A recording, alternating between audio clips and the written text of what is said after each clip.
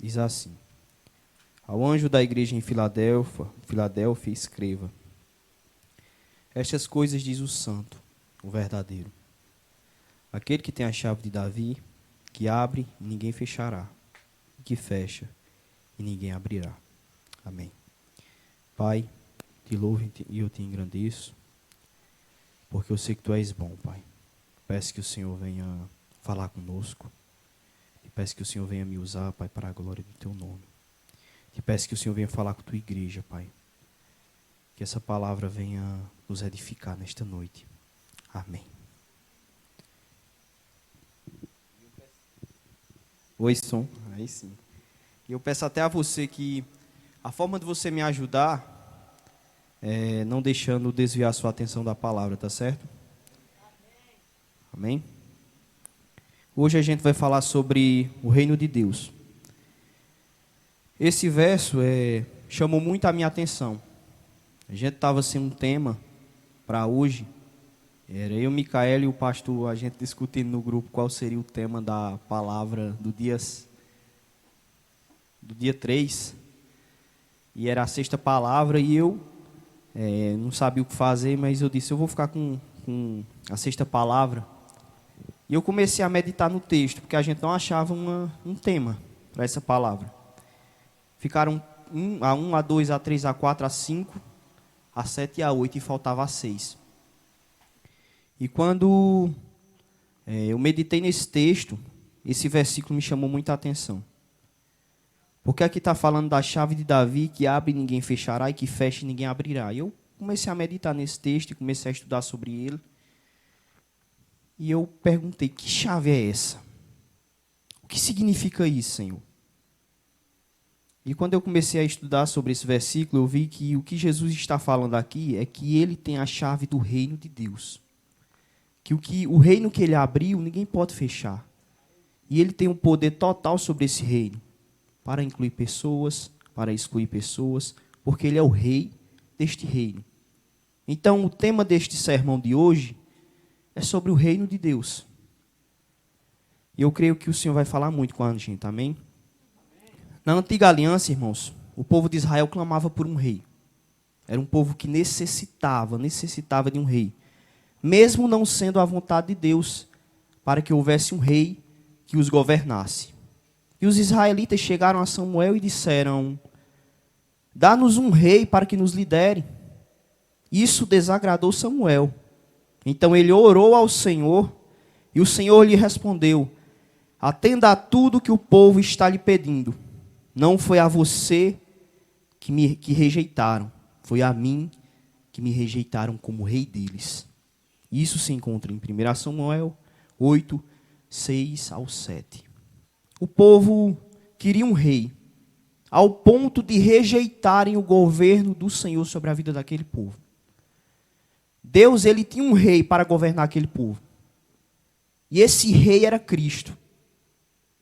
Mas o povo estava com tanta sede de ter um homem para os governar, que clamaram no tempo errado para que Deus levantasse um rei para os governar. Então foi por isso que Deus respondeu. Eles não rejeitaram você, Samuel. Eles me rejeitaram. O pedido de Israel pode ter sido inofensivo quando a gente olha de longe. Mas, na verdade, só revela a falta de confiança que eles tinham no seu Deus. No Deus que os tirou do Egito. No Deus que fez sinais e maravilhas entre eles. Pense comigo. Como é que esse povo não aceitaria um Deus como o nosso Deus, como o rei deles? Um Deus que fez tantos sinais e prodígios diante desse povo. E agora eles pedem para que um homem falho, pecador, injusto, os governe. O povo queria um rei justo que saísse à frente nas suas batalhas. O povo clamava por um rei assim, porque eles vinham às nações vizinhas e almejavam também um rei para os governar. Então, o povo escolheu Saul. Saul começou bem. Foi o primeiro rei de Israel. Mas acabou se desviando do propósito de Deus porque desobedeceu uma ordem direta do Senhor. Então, Saul deixou de ser rei. Logo após veio Davi, O homem segundo o coração de Deus. Um homem segundo o coração de Deus. Olha o subtítulo que acompanhava Davi. O próprio Deus declarava isso. Mas Davi, no fim, adulterou e assassinou Urias. Também deixou de ser rei. Então veio Salomão com seu reinado de paz. Houve 40 anos de paz e de prosperidade em Israel como nunca houve antes. Mas Salomão, no fim de sua vida, abandonou o Senhor e se pôs a adorar os ídolos. Depois disso veio uma saga de reis, irmãos. Todos se rebelaram contra o Senhor. Alguns eram fiéis, mas era no tempo que o povo era infiel e vice-versa. Alguns até desviaram o povo de adorar o seu Criador para voltarem-se a adorar ídolos. Houveram reis injustos em Israel. Mas a vontade de Deus precisava ser cumprida. O que foi que nós lemos em 1 Samuel? O povo rejeitou o meu governo como rei. Ou seja, qual era o plano original de Deus para aquele povo? Era que Deus os governasse. E esse plano tinha que ser cumprido. Precisava se cumprir. Porque havia uma promessa em Isaías que dizia assim, falando sobre esse rei, queria governar o seu povo para sempre. Ele terá o seu prazer no temor do Senhor. Não julgará segundo a aparência, nem decidirá pelo que ouviu dizer, mas julgará com justiça os pobres, e decidirá com justiça a favor dos mansos da terra. Castigará com vara, a vara de sua boca, e com o sopro dos seus lábios matará o perverso. Essas são as características desse rei. Do rei que o povo almejava, do rei prometido no plano original de Deus. Esse rei era tudo o que o povo de Israel clamava há muito tempo. Então todo rei que entrava, o povo de Israel ficava esperançoso. Será que é esse rei que vai nos governar? Será que é esse rei que estará no trono de Davi para todo sempre? Infelizmente o povo era desapontado. Ou felizmente, porque não eram esses reis. Todos os decepcionavam. Imagine comigo um rei justo, que tinha temor a Deus, que o seu governo era com justiça, e que também o seu reino não era somente sobre Israel, mas era por toda a terra. Já pensou? Uma nação excluída, sendo governada por um rei, e sendo reconhecida por toda a terra como a maior nação, com um único rei. A cultura de Israel invadindo a terra. Esse era o sonho dos judeus. Por isso que quando reis entravam, as expectativas ficavam altas. Mas esse rei veio. Esse rei veio sobre Israel. Finalmente veio. Mas infelizmente, o povo não o reconheceu. O povo não recebeu esse rei, porque ele veio como servo. Afinal, ele mesmo disse, eu não vim para ser servido, eu vim para servir. Isso era uma das características desse rei. Ao invés de cobrar do povo uma rebelião contra Roma, o rei dizia, arrependam-se, porque é chegado o reino dos céus. O povo esperava um rei com uma mensagem diferente. O povo esperava um rei que planejava uma ação política para derrubar Roma. Mas o rei dizia, o meu reino não é deste mundo, o meu reino é espiritual. Eu não vim para fazer justiça por Roma ou por Israel. Eu vim para ligar o homem a Deus. Esse era o propósito do rei, mas o povo não reconheceu esse rei, porque não tinha o mesmo propósito. Infelizmente, o povo não adorou esse rei e não o reconheceu. Hoje, esse rei está nos céus, irmãos, e ele governa, pois ele ressuscitou ao terceiro dia. E hoje, ele está no trono, esperando a hora e o dia exato para vir descer dos céus e governar essa terra para sempre. Esse é o mesmo rei que João viu naquela visão de Apocalipse. Quando ele diz, estas coisas diz o santo. Esse é o rei falando sobre ele mesmo. O verdadeiro, aquele que tem a chave de Davi, que abre e ninguém fecha, e o que fecha e ninguém abre. O rei tem as chaves do reino, porque ele é sua autoridade máxima. Porque ele governa da forma que ele quer. E ele admite ou exclui quem ele quer deste reino. Porque ele é o rei. Ele veio para o povo de Israel Mas infelizmente o povo de Israel não o quiseram. Mas todos aqueles o quanto receberam, deu-lhes o poder de participarem deste reino. E nós somos os frutos daquelas pessoas que receberam o rei que foi rejeitado na sua própria terra, irmãos. Você é fruto de um rei que foi rejeitado, mas abraçado pelos gentios. Nós éramos considerados como porcos pelos gentios, pelos judeus, na verdade. Mas nós, os porcos, os cachorros, como eles falavam, abraçamos o rei que eles rejeitaram. Então nós fomos abraçados também por esse rei. Porque ele nos escolheu como geração eleita, como seu sacerdócio real, como nação santa, povo adquirido que ele trouxe das trevas para a sua maravilhosa luz. Nós somos esse povo, irmãos. Nós participamos deste reino através de Jesus. Nós agora somos súditos desse grande e maravilhoso rei. E que reino é esse, você me pergunta? Esse é o reino que não é deste mundo. Um reino espiritual que o mundo não pode ver. Por isso que quando você anuncia sobre esse rei, sobre o reino, pessoas não acreditam. Por isso que quando você proclama mensagens sobre esse rei, as pessoas não dão atenção. Porque esse reino é espiritual e o homem carnal não discerne as coisas espirituais. Mas nós somos súditos deste reino porque entendemos através do Espírito Santo as palavras do rei. Louvado seja Deus por isso. Quando falamos a respeito do reino de Deus, precisamos entender que ele já está entre nós. Abra comigo em Lucas capítulo 17.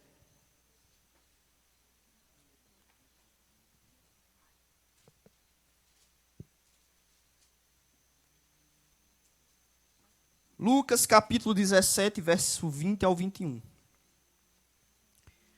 Diz assim: indagado pelos fariseus sobre quando viria o reino de Deus, Jesus lhes respondeu: o reino de Deus não vem com visível aparência.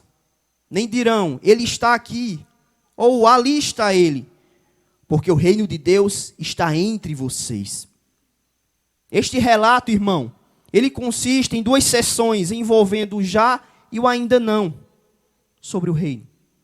Os fariseus desejavam ver os sinais, escute isso. Eles desejavam ver os sinais cósmicos do reino. Ou seja, eles desejavam ver o reino vindo sobre os céus. Por isso que eles indagavam Jesus. Você fala que você é rei sobre um reino, mas cadê esse reino? Eu estou procurando esse reino desde que você chegou e começou a anunciar, arrependam-se. Onde está esse reino? Mas Jesus olha para eles e diz, vocês não verão esse reino, porque esse reino já está entre vocês. Aleluia. E o que Jesus quis dizer com isso, irmãos? Jesus respondeu que o reino ainda não chegou com visível aparência, mas que já chegou de modo silencioso. E o seu modo silencioso evidenciava mudanças nas pessoas. O que isso quer dizer? Antes que esse reino apareça de forma externa, ele precisa operar em nós de forma interna. Antes que esse reino apareça nos mais altos céus, esse reino precisa produzir a justiça que vem sobre ele, em mim e em você, irmãos. Como somos súditos deste reino, precisamos ter a cultura que vai invadir a terra no futuro. E essa cultura é a cultura do reino de Deus. Nós precisamos, irmãos, ter essa cultura impressa em nosso coração. O reino de Deus já mora em nós. Era isso que Jesus queria dizer aos fariseus. Então quer dizer que o reino de Deus já chegou? Já. E ainda não. Já, porque toda vez que alguém recebe a Cristo como Salvador e se submete a Ele, essa pessoa entrou no reino de Deus e o reino já chegou nela. Mas ainda não, porque ele não chegou plenamente. Só irá chegar quando Cristo retornar.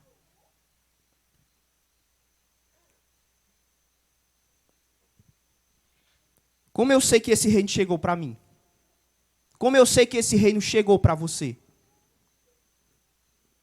A primeira coisa, quando começarmos a viver uma vida de acordo com as instruções do reino.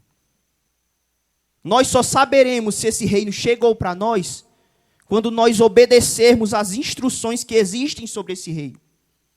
E quais foram as instruções que o rei falou sobre esse reino, irmão John? Quando ele disse em Mateus capítulo 5, bem-aventurado os pobres de espírito, porque deles é o reino dos céus. Aleluia. Como eu disse na pregação, há um dia atrás, 2, não se lembro, pobre de espírito é aquele que se sente insuficiente diante de Deus. Bem-aventurado os justos, aqueles que têm sede e fome de justiça.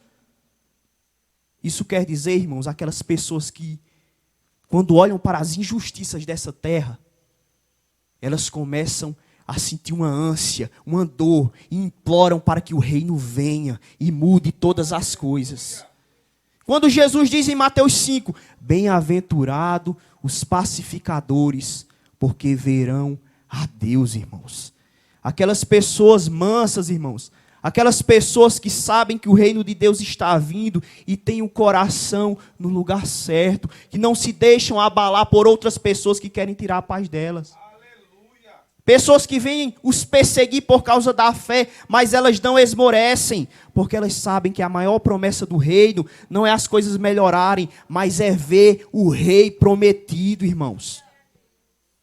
Você precisa entender que a nossa maior recompensa não é um rei que vai mudar, não é um reino que vai mudar todas as coisas, mas é o nosso rei que está nos aguardando, irmãos. É o rei que está vindo, é o nosso Senhor, é o nosso Salvador Jesus Cristo. É Ele que vai dar sentido para a nossa vida. Ele é o alvo da nossa fé, meu irmão. Outra coisa, como nós sabemos que esse reino já chegou para nós? Quando nos submetermos à autoridade desse rei.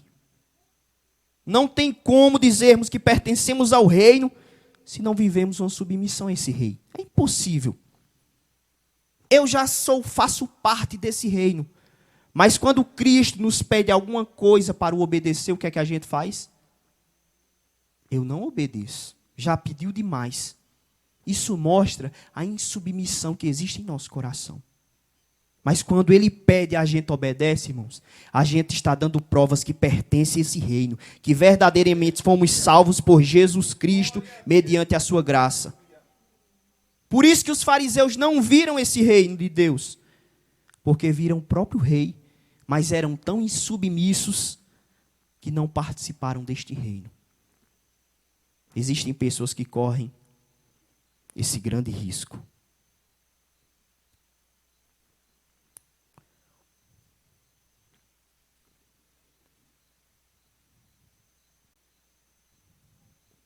É aí que eu, no meu cansaço, eu misturei colei um sermão no outro aqui.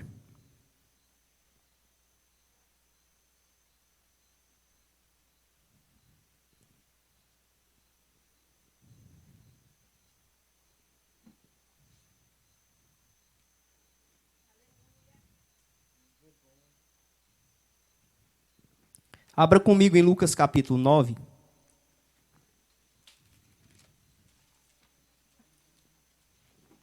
Lucas capítulo 9.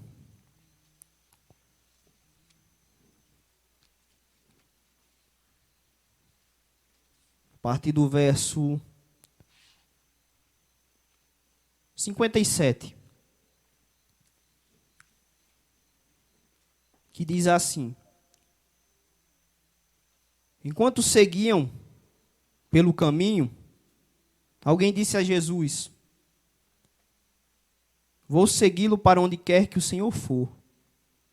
Mas Jesus lhe respondeu: as raposas têm as suas tocas, e as aves do céu têm os seus ninhos.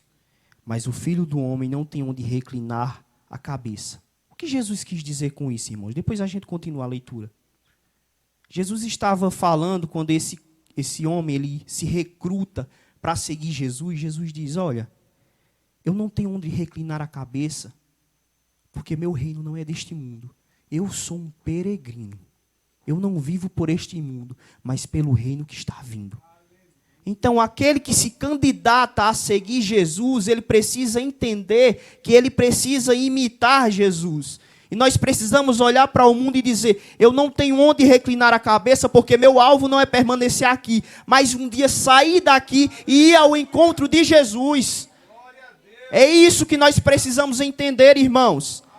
Nós não temos onde reclinar a nossa cabeça, porque a nossa casa, o nosso alvo, o nosso reino não é deste mundo, está vindo, irmãos. E Jesus quis dizer isso ao homem. É difícil permanecer e perseverar nesse reino, você que está se candidatando. Esse reino vai te custar tudo. Absolutamente tudo. Esse reino vai te custar tempo. Esse reino vai te custar amigos. Esse reino vai te custar tempo com sua família. Esse reino vai te custar muitas coisas, irmãos. Esse reino vai te fazer abandonar compromissos. Esse reino vai fazer você abandonar suas vontades. Mas eu tenho certeza de uma coisa. Um dia você vai ver o quanto valeu a pena se gastar para esse reino, irmãos. Um dia você vai ver que valeu a pena você morrer para você mesmo por causa deste reino. Porque ao morrer você ganhou uma vida eterna que você nem sabe quão preciosa é. Vale a pena, irmãos. Vale a pena sim. E repare comigo no verso 59 que Jesus olha para outro e diz assim, siga-me. Mas ele respondeu, Senhor, deixe-me ir primeiro sepultar meu pai. Mas Jesus insistiu, deixe que os mortos sepultem os seus mortos. Você, porém, vá e anuncie o reino de Deus. Outro lhe disse, Senhor, quero segui-lo, mas permita que antes disso eu me despeça das pessoas da minha casa. Mas Jesus lhe respondeu, ninguém que põe a mão no arado e olha para trás é apto para o reino de Deus. Que palavra confrontadora, né? A gente olha para Cristo, nesse verso 59, e a gente pensa, Jesus não teve nenhum pingo de compaixão por esse homem. Porque esse homem ia enterrar seu pai. E no costume judaico, irmãos, enterrar seus pais, ou ele estava para morrer ou já morreu, e o funeral judaico demorava dias e dias. Quando esse homem diz, espera, deixa eu me despedir dos meus pais, ele estava dizendo a Cristo, espera um pouco, deixa eu cuidar da minha vida, deixa eu consertar a minha vida, deixa eu fazer isso, aquilo, depois eu te sigo. Mas o que ele não entendeu é que quando Jesus nos chama para o seu reino, ele quer uma vida inteira e imediata para ele. Jesus não quer o seu depois, Jesus quer o seu agora. Jesus não quer o seu gastar. Peraí, deixa eu terminar minha faculdade, achar um emprego bacana e depois eu te sirvo. Não, Jesus te quer agora, irmão. Jesus quer que você sirva esse reino e se gaste agora. Porque infelizmente a gente começa a olhar para Jesus e dizer, espera, deixa eu sepultar meus pais. Mas a resposta de Jesus para você hoje é, deixe que os mortos sepultem os seus mortos. Você vem e me segue. Aleluia. E o outro diz, Senhor, eu quero segui-lo. E ele diz, deixa eu me despedir dos meus pais. Outra desculpa. E Jesus diz assim, ninguém que põe a mão no arado e olha para trás é apto para o reino de Deus. Olha que coisa difícil, irmão. A caminhada com Cristo, como eu falei, ela muitas vezes é difícil, mas o Senhor nos dá uma graça para continuar. Quando a gente se encontra sem força, o Senhor nos renova. Esse acampamento é para isso, para a gente nos renovar. E se você, irmãos, tem pensado em olhar para trás, volte a olhar para o autor e consumador da sua fé. Volta a olhar para aquele que te dá força. Se você tem pensado em olhar para trás e deixar o arado, e largar o arado, e largar seu trabalho, e largar aquilo que você foi chamado ou chamada para fazer, não faça isso, irmãos. Jesus está nos dizendo nessa noite que Ele quer súditos que se gastem em seu reino. Não é tempo de largar o arado, irmãos. É tempo de olharmos para o arado e pegarmos ele com mais força e começarmos a trabalhar, porque Jesus está voltando, irmãos. Nós começamos a ver essas notícias, guerras, rumores de guerras, depois de uma peste dessa que passou, que foi o Covid. E nós queremos ainda largar aquilo que Deus nos chamou para fazer. Como que isso pode acontecer, irmãos? Não podemos fazer isso. Mesmo se você estiver com dores, mesmo se você estiver em dias difíceis, o Senhor irá trazer um refrigério ao seu coração, para que você trabalhe com mais eficácia, irmão. Para que você sirva com mais zelo a casa do Senhor. Deus irá fazer isso com você. Amém? E por último, que eu fiz questão de apagar meu sermão. Eu quero dizer para você uma coisa. Que um dia, irmãos, todas as vezes que você se gastou e veio aqueles pensamentos, por que eu estou fazendo isso? Por que eu saí da minha casa para passar sono e cansaço? Ou por que eu estou me doando tanto para algo? Às vezes passa muito pela mente do pastor, muito pela sua mente. Por que eu estou negando as minhas vontades? Será que verdadeiramente existe um Deus? Irmãos, o Espírito Santo está dando essa resposta a você. Existe. E Ele está voltando e Ele vai te recompensar, irmão. Se nós soubéssemos o que tem preparado para a gente na era vindoura, irmãos, a gente nunca pensava em desviar. Aliás, quem pensa em desviar é gente que nunca conheceu a eternidade. Nunca olhou para a eternidade como ela deve ser vista. Como nossa amanhã, irmãos. Irmãos, tem um amanhã que nos espere, irmãos. Um amanhã onde não existirá dor nem cansaço, irmãos. Um amanhã que só existirá vida e vida em abundância em nosso coração, irmãos. Um amanhã que a gente vai encontrar as pessoas que morreram em Cristo, irmãos. Um amanhã que não existirá morte. Um amanhã que a gente vai ver o nosso maior tesouro, que é Cristo reinando sobre este mundo, irmãos. Jesus está vindo restaurar todas as coisas. E você faz parte desse plano. Olha que coisa maravilhosa, irmãos. Pecadores fazem parte de um plano perfeito, de um Deus perfeito e santo, irmãos. Isso se chama vou resistir, não vou temer, pois o meu rei foi preparar lugar. Vou resistir, não vou temer, pois o meu rei foi preparar lugar. Santa morada, lugar de paz, junto com os santos eu vou descer.